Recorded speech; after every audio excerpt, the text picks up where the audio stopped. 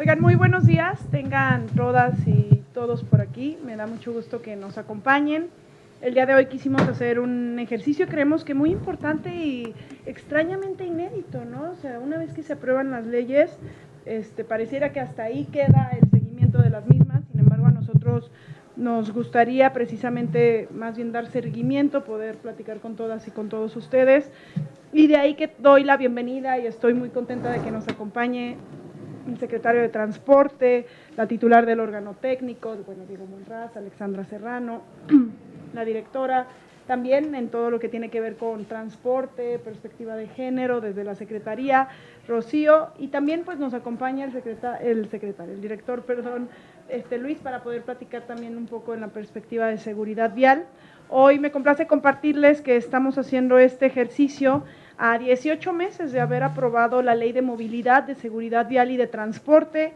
Como recordarán, por normatividad y homologación federal, el Estado de Jalisco crea esta nueva Ley de Movilidad, Seguridad Vial y Transporte con el fin específicamente de crear primero la homologación sí federal, pero sobre todo las reglas en estos tres rubros.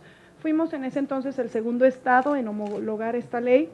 Lamentablemente nos compartían que solamente 12 estados han homologado su ley, y digo preocupante pues porque al final todos nos movemos, todos usamos desde el automóvil, el transporte público, somos peatones, y sobre todo esta es una ley que viene a buscar que todas las medidas desde la ley y desde el Poder Ejecutivo se contemplen para que no existan siniestros viales que lleguen a ser incluso letales.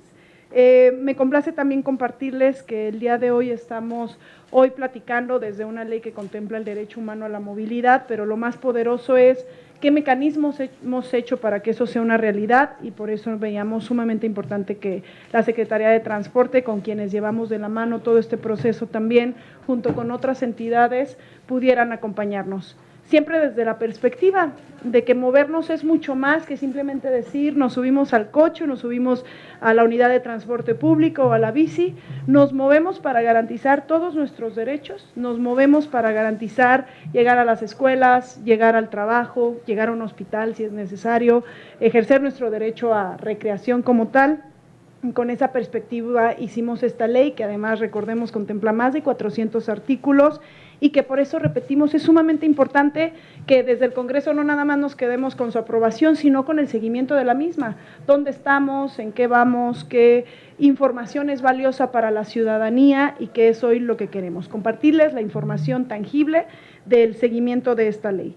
Yo destaco algunos rubros, precisamente desde la perspectiva de hacia dónde se mueve Jalisco, qué está pasando en distintas materias, hablando desde el mayor orden para quienes nos movemos no solo en la metrópoli, sino en todo el estado, hablando por supuesto de mejor y de más transporte público, que ha sido sin duda una gran apuesta en el estado y que queremos compartirles la información también al momento del mismo, de algo inédito, que es el transporte escolar, compartirles la información precisamente respecto a este rubro tan importante y que va de la mano también dentro de las medidas que se han tomado para disminuir el tráfico, ¿no? Ustedes saben que también de la mano de esto creamos la regulación para el transporte, pero sobre todo para los choques lamineros, ¿no? Para estas acciones tangibles que nos ayudan a disminuir el tráfico, recapitulando, transporte escolar y choques lamineros, de la seguridad vial, por supuesto, siendo la primera ley de seguridad vial de la historia de Jalisco, queremos compartirles algunas medidas que creemos son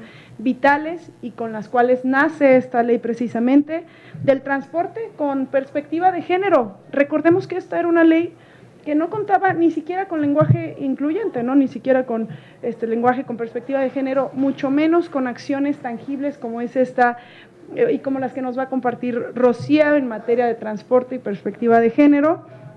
Y para terminar, las aplicaciones y esto lo voy a desarrollar más adelante, de lo que fue también tan controversial en su momento en discusión del Fondo de Apoyo a Usuarios de Transporte Público y que hoy vemos como una realidad tangible, para algo tan básico como que la tarifa no se haya disparado, como en otros estados sí ha sucedido, así como las herramientas digitales que la Secretaría de Transporte ha impulsado para todo lo que tiene que ver con movilidad, seguridad vial y transporte. De esta manera, me gustaría que para profundizar en ellas, el secretario de Transporte nos ayude a compartirnos algo de información, entonces cedo el uso de la voz.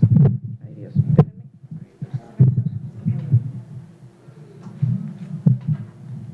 Bueno, muchas gracias, diputada Alexandra, muchas gracias al Congreso del Estado por invitarnos esta mañana a platicar y a rendir cuentas, que también no solo estamos obligados, sino también siempre ha sido nuestra vocación, y así es la instrucción del gobernador Enrique Alfaro, rendir cuentas de lo que se nos solicite por los representantes de los ciudadanos, que son los legisladores, pero también a través de los medios de comunicación.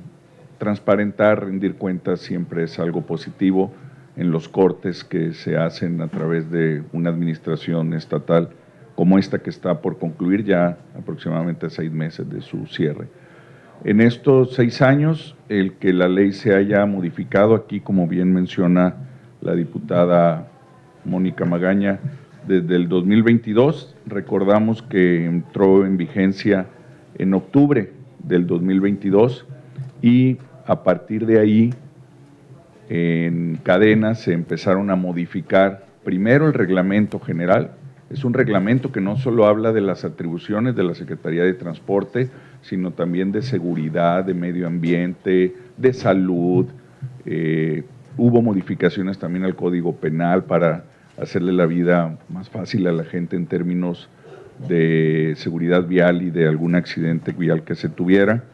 Y en general empezamos a trabajar en la modificación de segundos y terceros niveles normativos. Esto es importante aclarar porque cuando se modifica una ley estatal, armonizándola con una ley nacional, hay que hacer una gran modificación de normas, de reglamentos, de diferentes documentos que el Estado y los municipios y los 125 municipios tenemos que armonizar.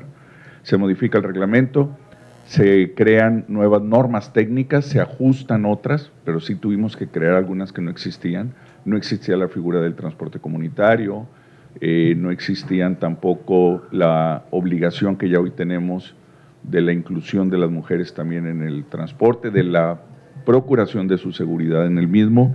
Y entonces hoy quisiéramos en esta mañana, para no alargarlo y siendo tantos temas, ser muy precisos, hablar junto con el equipo que hoy nos acompaña. Está el director general de Transporte Público, el ingeniero Amílcar López, está Rocío Espinosa, que está ahorita encargada tanto de transporte escolar como de cultura vial. Está también Gabriel Rodríguez del área de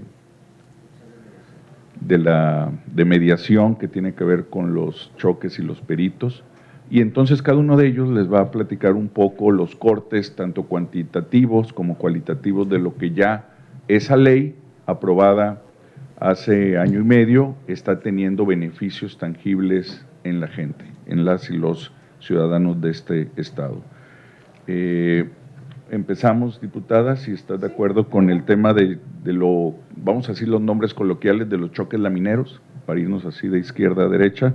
Le vamos a pedir al licenciado Gabriel que nos ayude a explicar con datos duros de cómo se ha venido trabajando con este tema, que ustedes los ven ahora también en el corredor López Mateos haciendo equipo con el escuadrón Ocelotes de la Comisaría Vial, pero desde el 1 de diciembre del 2022 que se modificó la norma y se modificaron los reglamentos para hacer más ágil el retiro de vehículos y con esto cumplir 2 objetivos. Uno, ocasionar el menor conflicto de tráfico vial.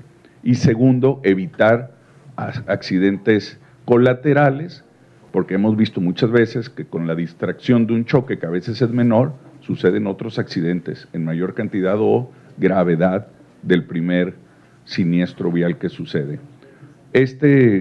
Gran modificación a la ley que estuvo contemplada también en uno de los capítulos de nuestra nueva ley en conjunto con un convenio que hicimos con la Asociación Mexicana de Instituciones de Seguros, el primero en el país. Nos ha servido para que en conjunto tanto Policía Vial como con los peritos tengan menos carga de trabajo, menos emergencia al acudir a un choque cuando tiene características de choque laminero, y vale la pena siempre recordar cuál es el choque laminero.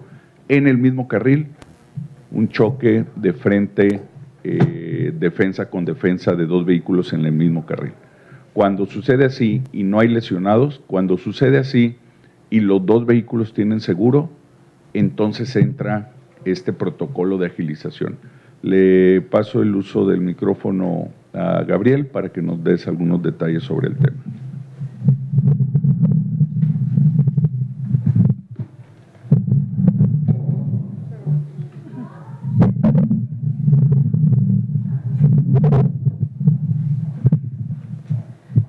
Gracias, secretario, diputada.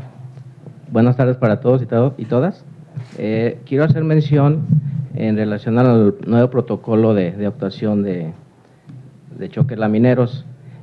Sí quiero hacer mención que el objetivo principal y primordial es liberar las vías de circulación en el menor tiempo posible. Cabe hacer mención que, haciendo un comparativo de anterior procedimiento, es que un choque laminero duraba hasta 2 horas, ¿sí? Entonces, eso implicaba un caos en las diferentes vías de comunicación, avenidas, calzadas.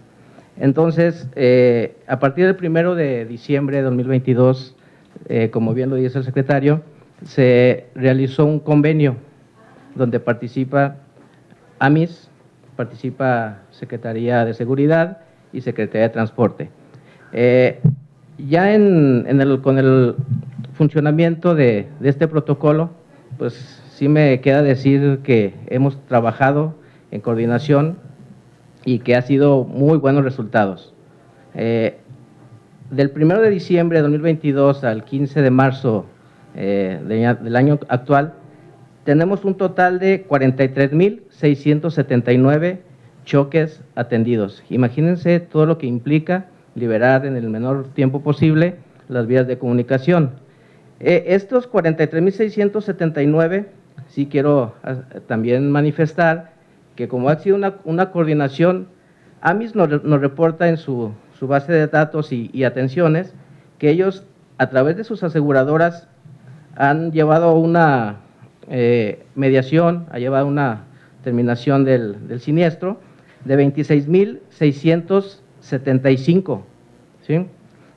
La coordinación que se lleva también con la policía vial y los peritos itinerantes que andan en la vía pública atendiendo los siniestros, se han realizado 16,704 convenios y atenciones de siniestros. Y ahora, con la implementación de los ocelotes por López Mateos, el personal operativo, la policía vial, nos reporta 91 siniestros atendidos. ¿En qué periodo? En el periodo que va del 1 de noviembre al 15 de marzo, ¿sí? A partir de cuando inicia el programa de los ocelotes. Entonces, sí quiero primero resaltar que se ha llevado un buen protocolo, porque ahora las vías de comunicación las atendemos entre 8 y 15 minutos, ¿sí? Un lapso en donde la vía de circulación inmediatamente como objetivo se trata de llevar a cabo la agilización de la circulación. Entonces, pues sí me queda manifestar esto, secretario, y que este protocolo va cada día entrando en la aceptación de los ciudadanos y el apoyo de las aseguradoras, que son 34 las que están incorporadas a AMIS, a SORNES.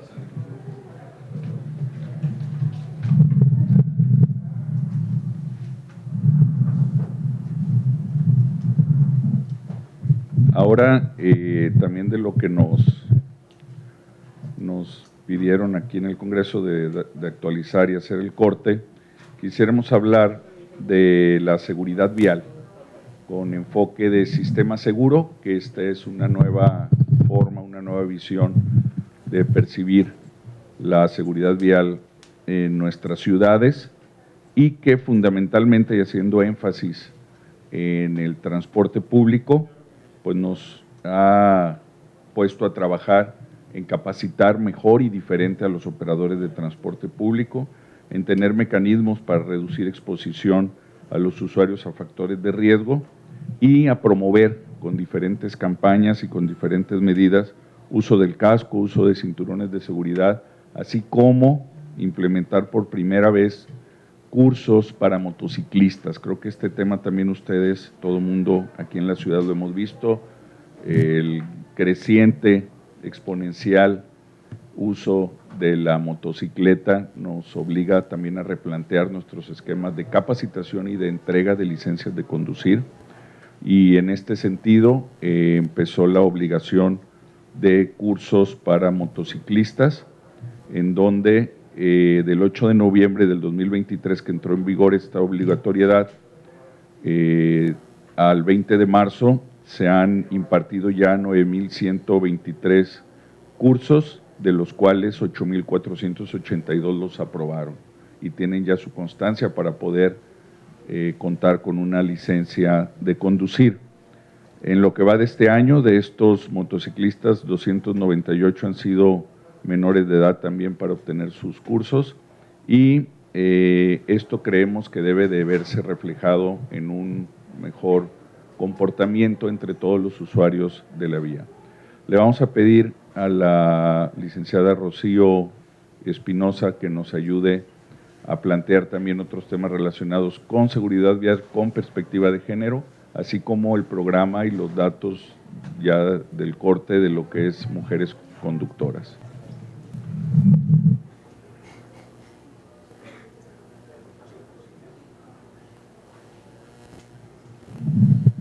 Gracias, señor secretario, y gracias, diputada. Bueno, en transporte y seguridad con perspectiva de género, en donde el objetivo es garantizar que en taxis y empresas de redes de transporte no solo se ofrezca un buen servicio, sino además prevenir eventuales casos de acoso, violencia o abuso sexual contra mujeres. Tenemos el corte del 27 de abril del 2022 al 19 de marzo de este año, 34,012 vehículos ERT supervisados, 2,977 infraccionados y 83 retirados de circulación. 22,201 taxis supervisados, 1,947 infracciones y 71 retirados también de circulación.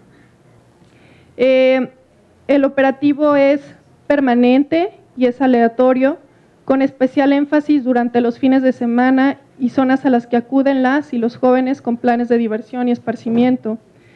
Y preferentemente se supervisa en Chapultepec, Providencia, Chapalita, Centro de Zapopan, Centro de Guadalajara, Centro de Tlaquepaque, Punto Sur, Galería Santa Anita y Andares. De esta parte, este es el reporte. Y pues del programa de mujeres conductoras, la convocatoria salió el 20 de febrero, actualmente está vigente esta convocatoria. En la actualidad, en el transporte público trabajan 137 mujeres y este año está abierta la convocatoria para 73 mujeres más.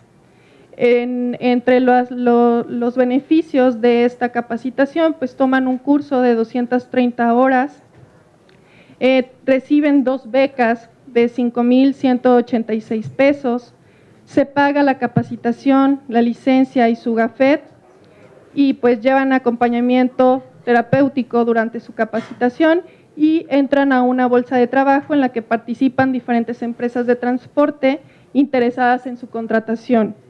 Me gustaría mencionar algunos datos de las anteriores generaciones.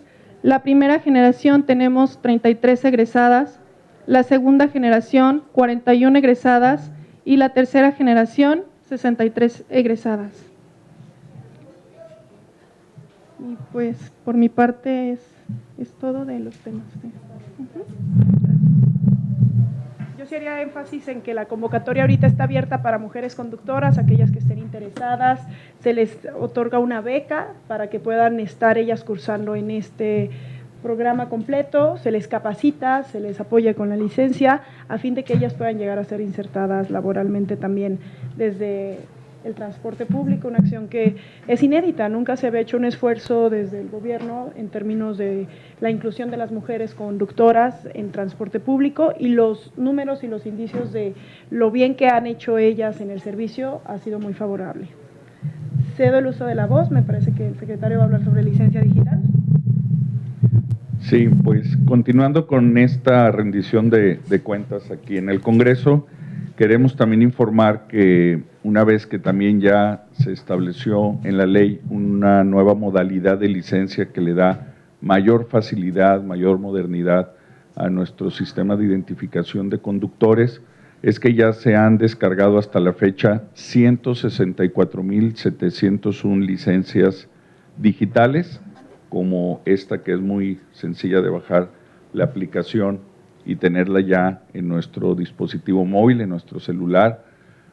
Si un día olvidamos la cartera, si un día nos salimos a alguna compra cerca de la casa en nuestra motocicleta o vehículo, simplemente mostrando esta licencia, escaneando su código QR, cualquier autoridad en el estado de Jalisco o en todo el país puede acreditar que tenemos autorizado la licencia. Yo ya la he usado en Nayarit, en Bahía de Banderas, para un policía preguntándome si sabía cuáles eran los límites de velocidad de las vías. Obviamente sí me lo supe. Y entonces le enseñé mi licencia y les dio a ellos una envidia gustosa de que ya están viendo cómo la tecnología está llegando a algunos estados, ¿no? Entonces ya es posible y sigue abierta de manera gratuita bajar la aplicación Licencia Digital Jalisco para dispositivos iOS o Apple y puedan seguir teniendo este beneficio. De este desglose de licencias es el siguiente: de las 164,000 son 31,191 de automovilista, 113,000 de chofer, 1,757 de servicio público, 17,143 de motociclistas, 642 permisos para menor de edad y 13 permisos de menor de edad de motocicleta. Esta licencia digital no tiene costo extra y la única excepción es para transporte público. Ellos sí, por tener más estrictos controles, se requiere que porten su licencia de plástico original. Continuando pues con los íconos de la ley que han despertado también mayor interés, le vamos a pedir al ingeniero Amílcar López que nos pueda hablar tanto de lo que la ley ya contempla como el fondo de apoyo a los usuarios del transporte público, que bien mencionaba la diputada, ayudó a contener por primera vez en la historia un sexenio sin aumento a la tarifa. Esta es la primera vez en la historia de Jalisco que duramos 6 años con la misma tarifa, sin aumentar. La última vez que hubo un ajuste tarifario, que el Comité de Tarifas se reunió y aprobó un ajuste a la alza, fue en agosto del 2018, en la pasada administración. Esta administración, en todas sus sesiones anuales, se ha permanecido sin aumento gracias a esta disposición presupuestal y normativa que desde el Congreso se aprobó y que con esto pues seguimos cumpliendo con que el derecho a la movilidad en Jalisco se cumpla. Le pasamos la voz al ingeniero Amílcar López.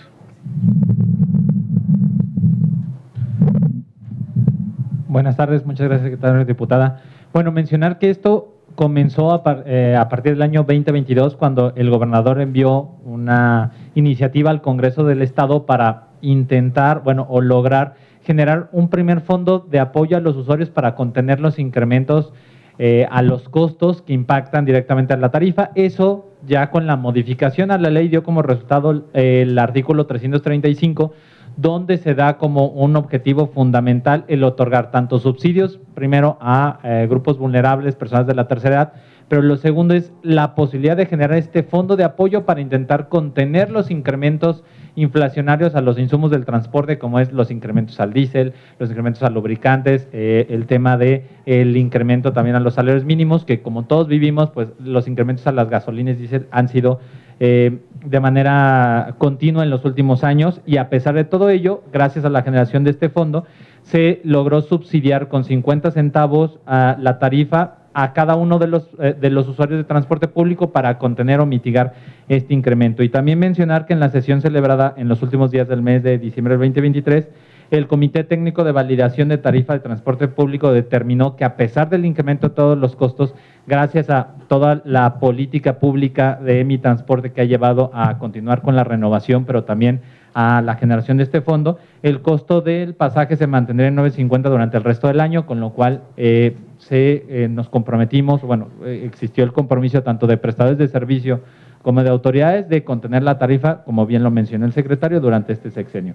Y también decir que el apoyo aprobado para este año 2024 para seguir conteniendo estos incrementos inflacionarios es de 640 millones, que representa aproximadamente un subsidio un subsidio de $1 por cada uno de los usuarios de transporte público, y también que todo esto se puede desarrollar gracias a la implementación del sistema de recaudo y de la tarjeta única de Mi Movilidad, que está funcionando en varias ciudades del estado y prácticamente en toda la red de Mi Transporte.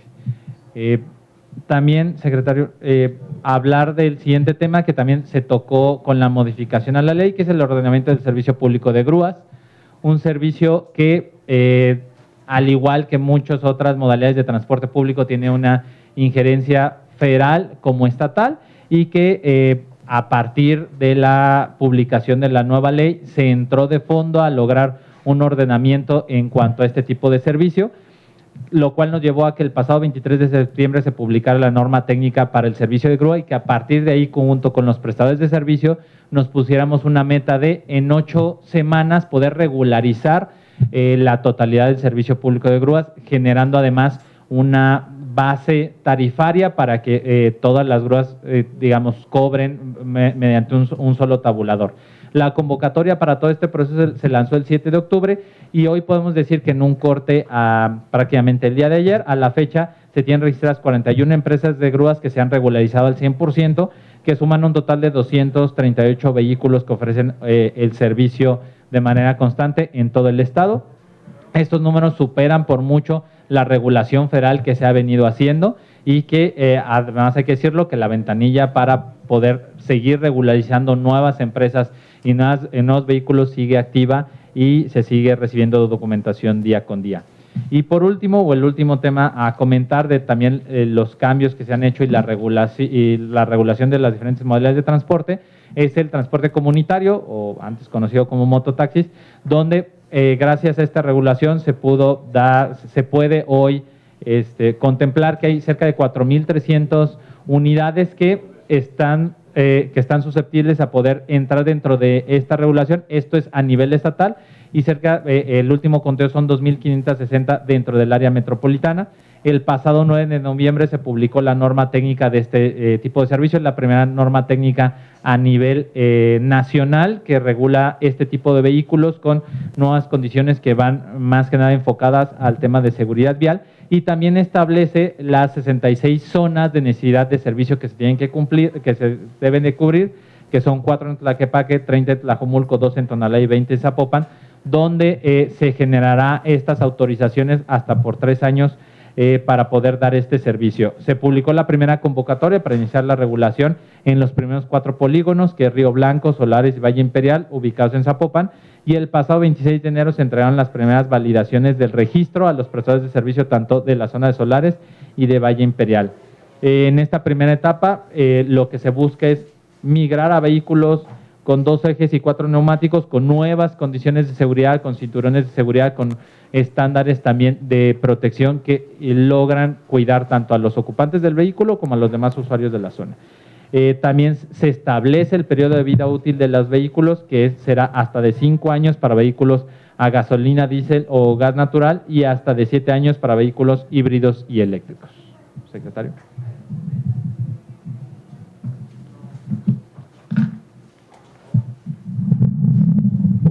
Con esto hacemos un corte, diputada, y quedamos a sus órdenes para cualquier duda. Muchas gracias.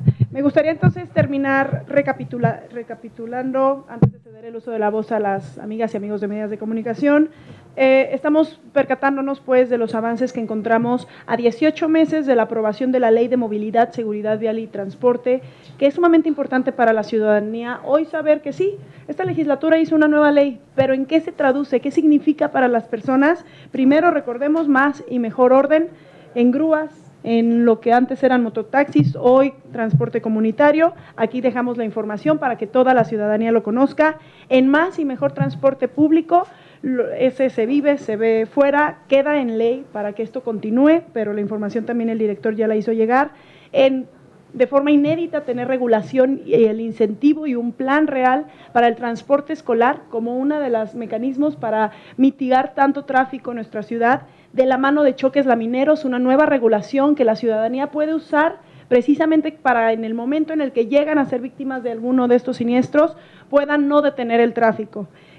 Así como la seguridad vial, por supuesto, uno de los principales objetivos que tuvimos con esta ley, y como cereza del pastel, pues la movilidad del transporte con perspectiva de género, más mujeres conductoras, hoy abierta la convocatoria para todas las personas que nos escuchan, y el Fondo de Apoyo a Usuarios de Transporte Público, que yo no quiero dejar de resaltar, una iniciativa que nace desde el Congreso, desde la bancada naranja, pero que además somos el único estado a nivel nacional que cuenta por ley con un fondo que obligará pero ojo, sobre todo a los gobiernos venideros, a invertir en el transporte público en la tarifa para contener los aumentos sorpresivos que, como mencionaba el secretario, eran comunes en todos los sexenios. No queremos que este sexenio, que es una excepción a la regla, que es la primera vez que no aumentan la tarifa del transporte público, no queremos que esto vaya a cambiar en un futuro, y de ahí que por eso precisamente lo hicimos ley. Abrimos el micrófono para las y los compañeros que hoy nos acompañan, por si tuvieran alguna duda. Se refiere al subsidio, ¿qué va a pasar con el cambio de gobierno el siguiente año? Sí, adelante. Bueno, como dice la diputada, ya está en la ley. Ya quien vaya a ser el gobernador, gobernadora o los legisladores ya no podrán dar una reversa de manera fácil a un apoyo para contener aumentos de la tarifa. Hemos escuchado que varias voces dicen es que la inflación continúa. Bueno, pues el fondo habla de eso. El fondo es una respuesta al derecho a la movilidad que está consagrado en la Constitución Política de los Estados Unidos Mexicanos en su artículo 4. No es una ocurrencia, no es una medida simple, sino que es una respuesta constitucional para garantizar el derecho a la movilidad, que sea accesible para todas las personas. Y por eso también existe un fondo que también está en la ley de apoyo a las personas que no lo pueden pagar con alguna discapacidad de la tercera edad, estudiantes o mujeres activas. Y también ahí es totalmente gratuito el transporte público en Jalisco. Jalisco es el único estado que por ley tiene gratuidad en el transporte para grupos especiales, así como contención de la tarifa. Y repito, este es el primer sexenio, están sucediendo cosas inéditas en este sexenio. Una de ellas es que no aumentó la tarifa, pero sí mejoraron en renovación de flota y en otras características. ¿Por qué? Porque existe esta ley. Esta ley, que es lo que venimos hoy a responder, nos ayudó en este sexenio a poder contener tarifa y le va a ayudar al próximo gobierno a también hacerlo de la misma manera. El siguiente año seguiría 9.50 la tarifa pública. La ley lo permite. Esperemos que quien quede al cargo del Ejecutivo del Estado también lo aplique. Ya tiene una herramienta para hacerlo. Me gustaría profundizar brevemente, porque precisamente por eso lo hicimos ley. Es decir, hicimos ley el fondo, pero además el mecanismo para determinar el costo de la tarifa. Además el comité que debe de designar cuánto, cómo, cuándo, pero es tal cual una fórmula que hoy la ley precisamente dispone a fin de darle certeza a la ciudadanía, y que que es una gran iniciativa que nace este sexenio, no termine en 6 meses que terminaría esta administración, sino que todas las personas que están buscando llegar a ejercer este cargo sepan hoy que por ley existe un fondo en el cual es la decisión del gobernador o la gobernadora en turno destinar los fondos suficientes para que puedan apoyar y contener la tarifa y su aumento. Es decir, la ley no marca el monto que debe tener este fondo, ¿no, diputado? O sea, estos 640 se podrían convertir en 100, 50, 20 o 10 millones según el tamaño del subsidio que se quiera dar, ¿no? Así es decir, el gobernador en turno mostrará cuál es la voluntad política para invertir en la tarifa. Creemos que es una gran oportunidad para quienes estén en su momento trabajando este tema, para mostrar con la ciudadanía que hay una inversión real, así como sucedió este sexenio, en que ellos no lleguen a tener un costo que a lo mejor muchas personas no pueden pagar. Hoy está enfocada a grupos prioritarios hasta el 100%, pero el 100% de los usuarios del transporte público reciben un apoyo directamente para que no en otros estados cuesta hasta 15 pesos la tarifa, para que eso no suceda. Pero efectivamente la ley no pone un monto, pone el mecanismo y pone la obligación, dispone de la obligación para que se invierta en este. ¿Y cómo va a cambiar esto con la entrada en vigor del esquema de tarifa indexada, que entiendo va a ser el primer año que se aplique pues, rumbo al 2025? En cuanto a la actualización de la tarifa, ¿no? Que según entiendo, el diciembre pasado la tarifa real tendría que ser de 10.50 y se está subsidiando un peso. No sé si con el tema de la tarifa indexada de 10.50 tenga que subir a más según el... Mira, ya en la ley está establecido cómo se hace el cálculo técnico de la tarifa. Hay dos tarifas, la técnica y la social. En la tarifa técnica se establece cómo se calcula el costo de las unidades y cómo se hace, cómo se devenga el costo durante los años. Se calculan los insumos, los directos y los indirectos, se calculan el salario mínimo, así como los porcentajes que el INEGI establece en los cálculos de inflación del sector transporte público. Ya está muy específico, ya no hay mucha ciencia ni mucho debate de dónde discutir. Lo que entra a continuación es la tarifa social, y es ahí en donde la política pública del gobierno en turno, del gobernante en turno, dispone, así como se dispone subsidiar el agua, porque el agua está subsidiada, sobre todo en las colonias y en las comunidades socioeconómicamente más vulnerables. La electricidad también tiene un subsidio, y todo lo vemos en nuestro recibo, ¿no? Dependiendo la zona y el consumo, es lo que se aplica. El transporte público es otro servicio público que en la Constitución está establecido como un derecho, y por lo tanto también, como el agua y la luz, llevan ya en Jalisco esta obligación de subsidiar. La indexación que hablas de la tarifa es exactamente el cálculo, y posterior a esto la decisión del subsidio a los usuarios para que no gasten más. Le corresponderá al siguiente gobernador, al siguiente ejecutivo del estado, determinar cuánto le va a imprimir de recursos de inversión a este subsidio social, a esta tarifa social. Pero hoy hay el mecanismo y hay la forma de medirlo sin mucha discusión.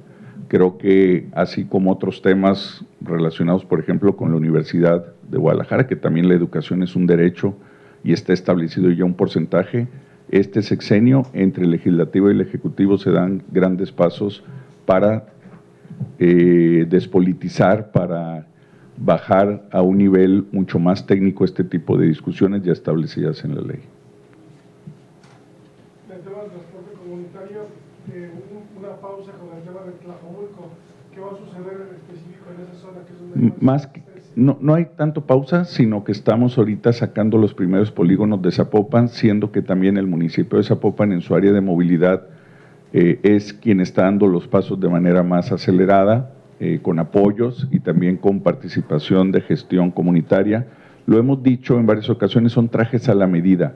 Esta no es una medida generalizada para todos. Cada polígono es diferente, no hay ningún polígono igual en cantidad de prestadores de servicios, en tipos de unidades, en tipos de pisos, en el tamaño de kilómetros a recorrer y hasta en la tarifa. Estos trajes a la medida sí están tomando tiempo porque lo estamos haciendo bien y son los primeros. Probablemente el mecanismo se vuelva más ágil en la medida en que vayamos juntos, tanto prestadores de servicio, vecinos, autoridades municipales y estatales, caminando, y estos pasos nos van a ayudar a agilizar. El primer polígono es Solares, el segundo Valle de los Molinos, el tercero Río Blanco, y seguiremos con más polígonos.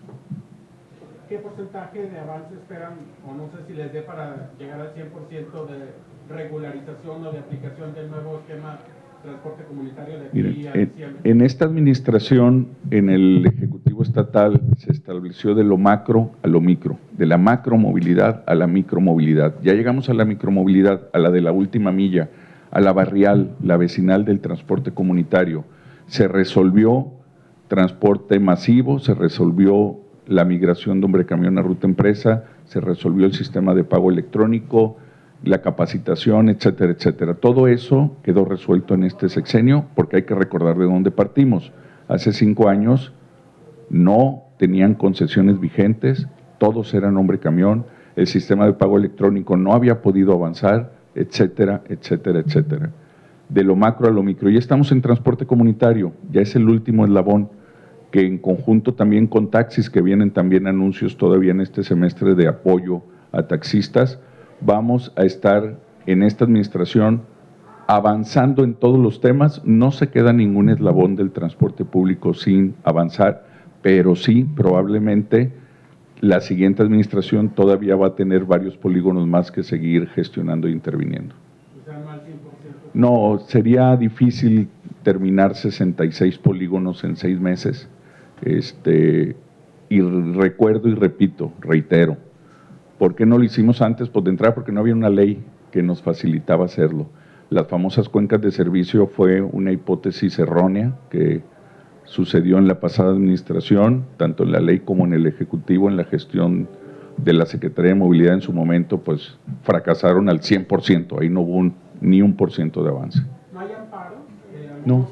¿Mototaxistas se habían informado, habían No. pagado por el tema? No hay amparos, hay inquietud, como siempre en todo lo nuevo, pero afortunadamente no hay amparos que resolver.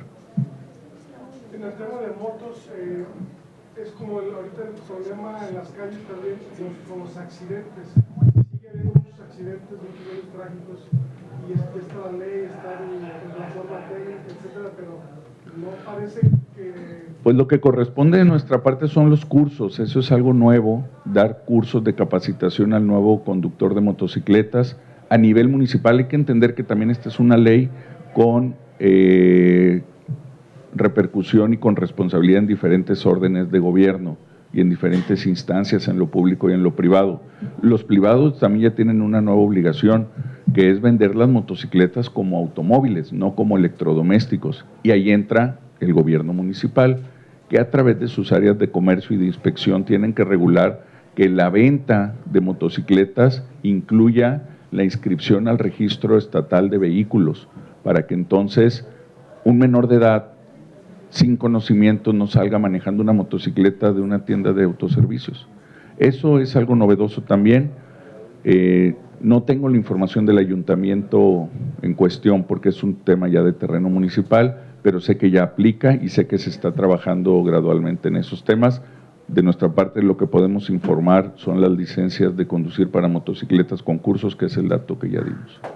Y ya la parte también de regulación en las vías, movilidad municipal y policía vial de la Secretaría de Seguridad les pudieran dar más indicadores sobre su gestión. Ya que estamos pensando todos los temas de transporte escolar también, parece que va muy lento.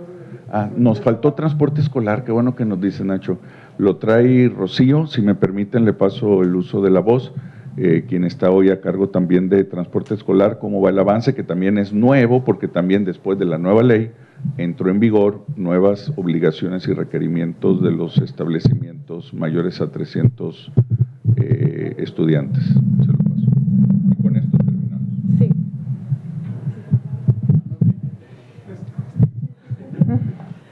Sí. En el plan de movilidad escolar, en el artículo 227, pues los planteles educativos deberán contar con un plan de movilidad escolar que implemente acciones y estrategias cuyo propósito sea pues impulsar el incremento del transporte escolar regulado. Asimismo, pues estos dichos planteles son obligatorios en las instituciones educativas con matrícula de más de 300 estudiantes. En Jalisco existen 1,558 escuelas con más de 300 estudiantes, de las cuales 608 son estatales, 833 federales y 117 particulares. En estas escuelas, pues 1.125 se encuentran en el área metropolitana y 433 en el interior del estado. Se entregaron los primeros planes de movilidad el 8 de febrero de las primeras 6 escuelas en las que se encuentran la secundaria mixta 95, la prepa TEC, Jaime Torres Bodet, turno matutino, Urbana 1252, Nueva Galicia y Tepeyac. Y pues 26 escuelas más se encuentran en proceso de capacitación de mi patrulla escolar y reuniendo los requisitos. Si nos puedes explicar un poquito más para todas las escuelas, este plan que incluye, es decir, que haya transporte de autobuses, de camionetas para llevar a los niños. Por primera vez que contempla la ley y el reglamento ya tener planes de movilidad en escuelas, colegios de más de 300 alumnos, incluye capacitación de patrulla escolar para hacer el entorno cercano más seguro en ascensos y descensos, en la forma en la que se llegan en todas las modalidades, transporte público, vehículo particular, transporte escolar o de manera peatonal o ciclista. Todo el entorno tiene que ser intervenido y capacitado a maestros, alumnos y a padres de familia. Ese es un primer requisito. Segundo requisito para tener su acreditación y cumplimiento es el ofrecer transporte escolar cuando lo pidan. No es obligatorio para los padres de familia, pero sí es obligatorio para la escuela que si se juntan padres de familia y dicen queremos transporte escolar, ellos lo tienen que ofrecer con los costos y acuerdos que generen en su propia comunidad educativa. Esto ya existe en todos estos establecimientos, vamos creciendo en el número y los municipios que más han avanzado en esto es Tlajomulco y Zapopan. Y justo por lo que le toca a los municipios, ¿cómo van con el trabajo de actualización de los reglamentos municipales? Sé que usted ha tenido reuniones, acercamientos, no sé qué tanto se ha logrado que ya los municipios actualicen esos reglamentos y cómo podría afectar lo que se viene de cambio de administraciones municipales para que avancen. Bueno, no es una como atribución o responsabilidad de la Secretaría de Transporte los reglamentos municipales. Sabemos, porque participamos en ocasiones en mesas en el IMEPLAN, donde se han avanzado en estos temas, sabemos que municipios como Guadalajara y Zapopan son los más avanzados en toda su normatividad, porque no es un solo reglamento, pero también creemos que los 125 municipios están en proceso de cumplimiento y no correspondería a nuestra parte obligarlos a algo, sino simplemente en lo que les… Sí, lo hemos hecho, sobre todo en el área metropolitana de Guadalajara a través del IMEPLAN. Hay una mesa de movilidad donde nos han invitado y compartimos nuestra experiencia y ayudamos en cuestiones. Y hay un reglamento modelo que lo están tropicalizando, porque no hay receta ni a la medida, ¿no? Sí, solo para cerrar, efectivamente hemos enviado 2 acuerdos legislativos, hemos insistido mucho en el tema. Como mencionaba el secretario, hay varios municipios avanzados, Guadalajara fue el primero de ellos. Nosotros no vamos a dejar de insistir, entiendo que ha sido diferente, muchos no tenían ni comisión, a lo mejor ni dirección de movilidad o de transporte, o más bien de vinculación con transporte, tránsito. Entonces, es un proceso, como ustedes ya vieron, ¿no?, que no termina. La ley de movilidad literalmente está en movimiento, está continuando. No creo que en algún momento digamos, ya se concluyó. Siempre hay novedades, siempre hay acciones que tenemos que atender y con gusto aquí vamos a estar compartiéndolas, ¿no? Hoy con Secretaría de Transporte, después queremos invitar a otras instancias precisamente para actualizar la propia ley. Y bueno, en ese, como usted decía para cerrar, el tema de los patines, no está la ley, y si vemos cada vez más en las calles, ¿qué va a pasar ahí? ¿Se les va a incluir o eso lo deben ver los municipios en sus reglamentos? Sí está en la movilidad activa. Entonces, ahí es en donde el patín puede llegar a caber. Efectivamente, en los municipios donde hay mayor incidencia del uso de que son algunos metropolitanos que nos comparten las direcciones, que el tema es que ninguno supera más de 20, 25 registrados, ¿no? O sea, que tengan como detectados. Es decir, es un tema tan nuevo que estamos esperando información de los municipios, pero ojo, sí es movilidad activa, o sea, bicicleta, patines, o sea, todo esto entra en ese capítulo en el que tenemos. Sí, después el tema sí evoluciona, habíamos visto algunos que son motorizados o que los, les asisten para que vayan a mejor velocidad, Si esto crece, vamos a revisar si solo queda en el municipio o con nosotros. Las reglas de la ley en general están, y toda la movilidad activa o la movilidad motorizada tiene que contar con reglas que hoy están vigentes y que son iguales para todos. ¿La Secretaría no tiene que regular nada? Nosotros solo regulamos transporte público, salvo que un día llegue una plataforma que ofrezca en patines mover gente, ya veríamos qué hacer, pero hasta ahorita solo transporte público, ¿no? Oiga, nada más, el tema Ruta López Mateos, ¿qué balance se puede hacer? Y entiendo que falta Una etapa, derrotero, ¿no? sí. Falta una última etapa, vamos bien, creciendo la demanda todos los días, como todo lo nuevo se va aclientando, y en estos días, antes de que termine el mes de marzo, ya terminan de equipar y de capacitar operadores de las últimas unidades articuladas. Le cedo el micrófono al ingeniero Amílcar para que nos dé detalles, fechas y cualquier precisión sobre la última de las etapas, que incluye también la conclusión de la infraestructura mayor, que son estaciones con nuevas aceras y equipamiento urbano, así como nuevos parabuses y señalética. Bueno, en un corte general, de las 7 vías que hoy se encuentran en operación, hoy tuvimos la operación de 71 unidades. Ya en demanda estamos llegando a los 48,000 pasajeros movilizados diariamente. Eso fue el día de ayer, 20. Estamos teniendo el monitoreo de manera diaria y rutinaria.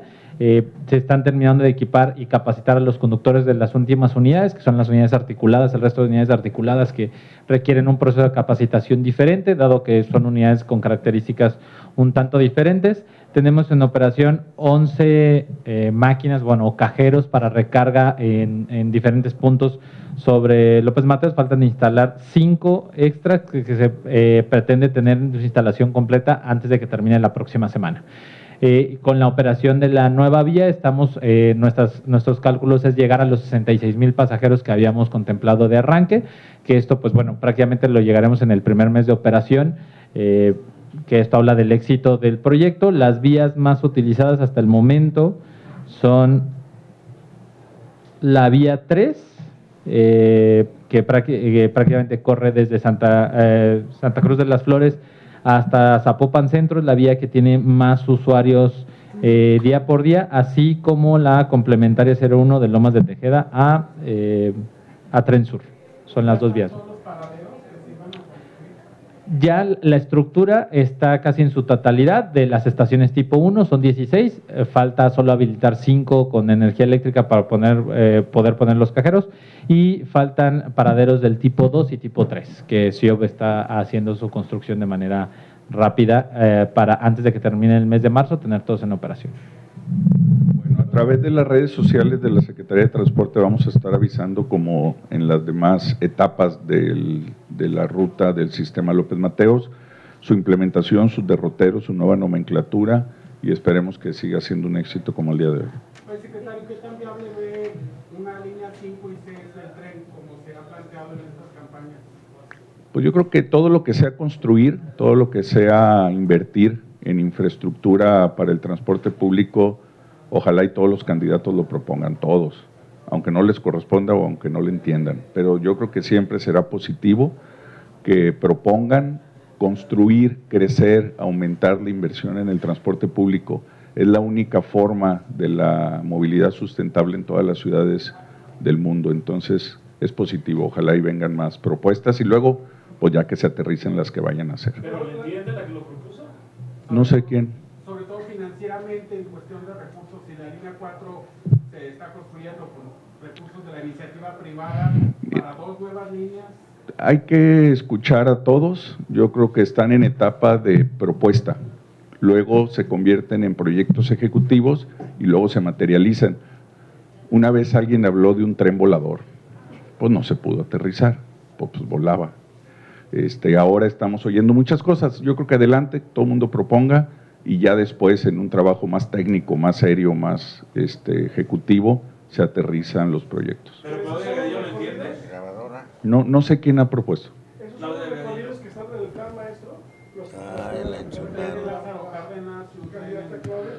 La La ciudad tiene 30 arterias y cualquiera de esas 30 arterias puede tener algún sistema de transporte masivo. Hay diferentes tipos de sistema de transporte masivo, ni siquiera creo que en una propuesta de campaña se esté definiendo el equipo tecnológico, el material rodante, el sistema, o sea, no es para eso una campaña. Las campañas son propuestas genéricas, después se aterrizan con proyectos ejecutivos y ahí ya se ve la tecnología, el sistema, el costo y demás, y ya más adelante en un tercer nivel se aterrizan a proyectos de ciudad. Bueno, muchas gracias, ya nos vamos. Y aparte yo de…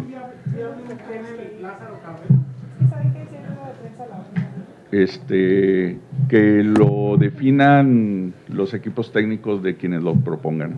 Gracias.